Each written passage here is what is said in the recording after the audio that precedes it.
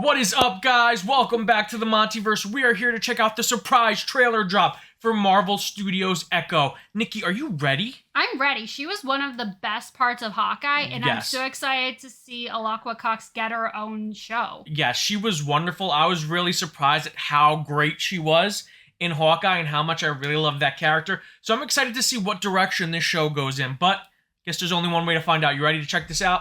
I am ready. All right, guys, starting the trailer for Echo right now. Aww. Oh my god, it's her real-life little cousin playing her again. Oh, what an asshole. I see everything that you are. Oh, Kingpin already? He's wearing the white, too. I mean, he was clearly an ass, so he kind of deserved it.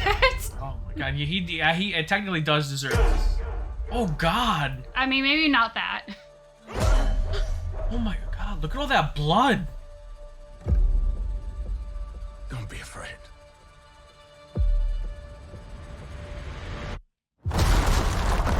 Oh. Make America skate again. Yeah.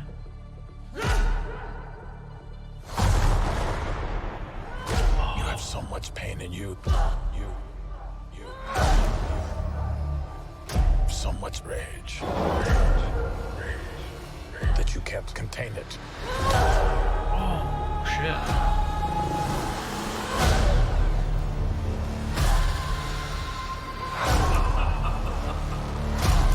Oh!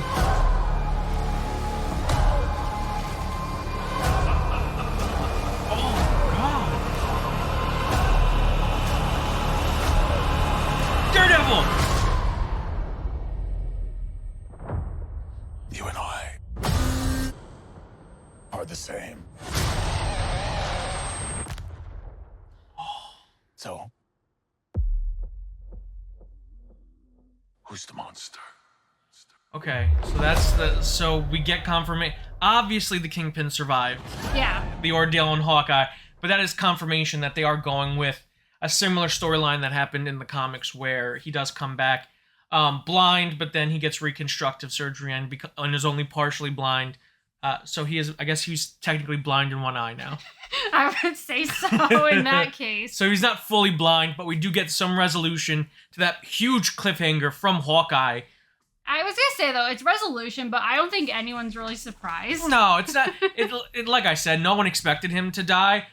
Pretty much this is where I expect, like, as someone who has read Daredevil comics, I kind of expected them to go this route with both characters. Mm-hmm. It's really cool because this specific, like, the feel of the show definitely is very reminiscent to the follow-up story to Echo's introduction story, which is a limited series Daredevil Echo Vision Quest, where after Maya learns the truth about what happened to her father and it finds out that the Kingpin, the man that raised her, is not this saint that he was making him out to be, and and she really discovers all the horrible things he did and that he's not really a great person. Yeah. She's kind of like lost and doesn't really have a direction in life. Right. And she tries to lean on Matt, but Matt is in a relationship with someone else at the time, so she kind of leaves New York and goes on and kind of gets... what's the word I'm looking for? She reintroduced herself to her Native American roots. Right, because that was a huge thing that I noticed in this trailer. And in general, that's something I really love about a lot of the MCU that we've seen, is just kind of like these different cultural backgrounds of these characters, like especially with Kabbalah, and now seeing it with her, because there's so much about Maya that is so interesting, because we know, because between her culture and her being deaf, and in this specific incarnation having an artificial limb, like there's all these things about her that are just so interesting to explore in a lead character. Echo is a fascinating character. I really liked Alaqua Cox's portrayal of the character. I think she's very talented, and I'm excited to see her explore the stuff that they didn't even touch on in Hawkeye. Like, Echo has an affinity for the arts. She becomes an interpretive dancer, and she is very gifted. And we really didn't touch on that a lot in Hawkeye, if at all. Right. We touched on her giftedness and in her abilities, like her martial arts in that martial arts scene, but we never really touched on her love of the arts and her love of, like, museums and and like I said, interpretive dancing, and I'm excited to see them explore the character more. And that's what's amazing is the fact that they didn't touch on all that, and she still left the impression she did. Because like, don't get me wrong, like all the things I listed, like I know that there's definitely more to her, like just even as a person beyond all of those other things. And that's what like made me so engrossed in her as a character, was her performance and the fact that just that 100-yard stare the first time you saw her, like she conveys so much with just her facial expressions and her body language. She's badass. And speaking of badass, this show is going to be full TVMA.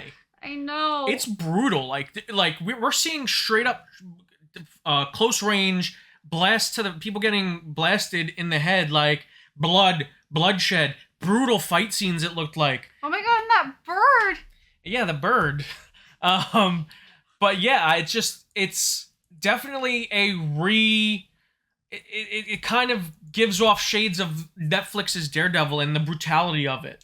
Right, which I kind of appreciate because, like, y'all know I'm not into, like, blood or anything too graphic, but I do appreciate that there are limits they can now transcend with that, and they have that level of freedom. Yeah, absolutely. And we get an official announcement that all episodes streaming January. Was originally supposed to stream this year, but obviously due to the writer and actor strikes, it's been pushed back, and not that far. So it's not that far away. It's January 10th. And it's curious because now everyone got worried when they said all episodes streaming day and date, same day, right? Yeah. Day of release. But now that we see that the show is brutal and very violent, could it be possible that Disney's trying to do that? Because this will be on Disney Plus. Mm-hmm. Do you think it's possible they did that so they're not having to market a hyper-violent show week to week? I mean, that's a possibility. And in general, because I know that a lot of people are divided on, do they prefer all episodes dropping at once to binge or having the weekly release? And this is going to be, correct me if I'm wrong, the first of the MCU shows to drop all at once. Yes, it's definitely and that's what worried people. Like, why are they doing this? And I think that's definitely why. It has a lot to do with the violence and the aggression that the show has. Mm-hmm. You don't really want that. Like, it's not like Amazon that has The Boys and Invincible and these pretty brutally violent shows. It's going to be on Disney Plus. So Disney doesn't I don't think that's good for Disney's marketing, but they still want to be able to cater to that. They want this to be a drama. They want this to be and I think that, and it doesn't feel like it's aggression for the sake of aggression. No, and that's another thing I was thinking, is that they have the ability to like exceed certain limits. That doesn't mean they're going to do it all the time. They're going to be strategic, hopefully, about it. But what I was trying to touch on was that I think that they're using the violence to show that Maya and Wilson Fisk, the Kingpin, are similar in a lot of ways. Like, he raised her, so she's obviously going to, like, and it's part of her journey, right? It's part of the journey of the series. She's trying to find out who she is, and she's going to be haunted by her past and this man that has caused her so much pain, who was responsible for getting her father killed. Mm-hmm. So I love that they're using violence to kind of explore that. And not only that, but we're also getting an official reintroduction on a longer format to both Wilson Fisk and hopefully Charlie Cox's Daredevil to get the MCU-ification of those characters, like bring them in and kind of explore these new variants of the characters. And I'm really excited about that because we got a taste of Daredevil in She-Hulk, and I loved his appearance there. Oh, yeah. And we got a taste of Kingpin in Hawkeye. But both of those characters are very important to the journey of Maya in Echo. In the comics, Echo, I should say. So to see them both be involved in her series has me really excited because it shows that they're kind of really exploring the character from the pages, and they're going to kind of make all of this flow together, and this will lead hopefully into Daredevil. And just really excited because I really like Maya as a character from the comics, and I love the Daredevil character. So I was gonna say, just real quick, and I love that keyword you use, flow, because I know we have a lot of multiversal stuff going on, so theoretically, like, you could make excuses for certain characters being the way they are, but as someone who didn't watch any of the Netflix shows, I felt like their introductions were actually they felt actually pretty natural. I didn't feel like I was missing a ton of context or anything. So seeing where we met them and having them transition into Echo, I'm excited for, and I feel like what I know about them, like, it's enough. Yeah, and because they did such a great job of reintroducing Fisk into the MCU through Echo. And Echo is kind of like the connective tissue to the street level heroes at this point. Yeah. From Hawkeye to her own series that leads into Daredevil. And that's really interesting. And to see if maybe her or Fisk is kind of the connective tissue that carries over between the street level characters of the MCU going forward. I'm excited. I'm curious to see what happens. And if this trailer is anything to go by, this series is going to be a really, really well done show. Absolutely. With more blood.